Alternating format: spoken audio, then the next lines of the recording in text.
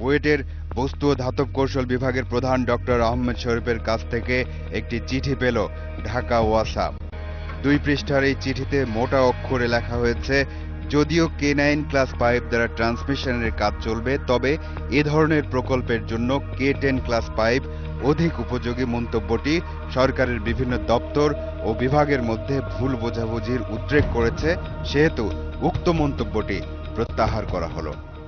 উনি যে বক্তব্য দিয়েছিলেন বা লিখেছিলেন, K9 হইলে চলে, তবে K10 হলে আরো ভালো হয়, এই কথা থেকে উনি সরে আসছেন। উনি মনে করেন যে উনি সঠিক বলেননি।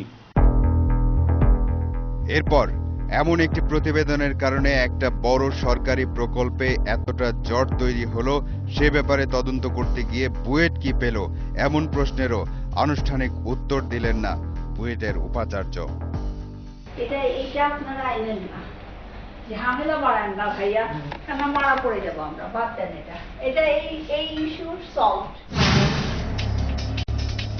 সরকারি প্রকল্পগুলোর ভেতরে কি এমন ঘটনা ঘটে যে সেগুলো বাস্তবায়নের সময় এবং ব্যয় বেড়েই যায়? এমন একটি প্রশ্নের উত্তর খুঁজতেই অনুসন্ধানে নেমেছিল তালাশ টিম। আমরা বেছে নিয়েছিলাম সরকারের একটি জনহিতকর প্রকল্প। আর এক্ষেত্রে আপনারা যেসব ঘটনা দেখলেন ঠিক এমনটা না হলেও অন্যান্য প্রকল্পগুলোতেও সময় এবং ব্যয় বেড়ে যাওয়ার মূল কারণ মূলত এমনই কিছু জটিলতা। সেক্ষেত্রে কারো কারো স্বার্থও জড়িত থাকতে পারে।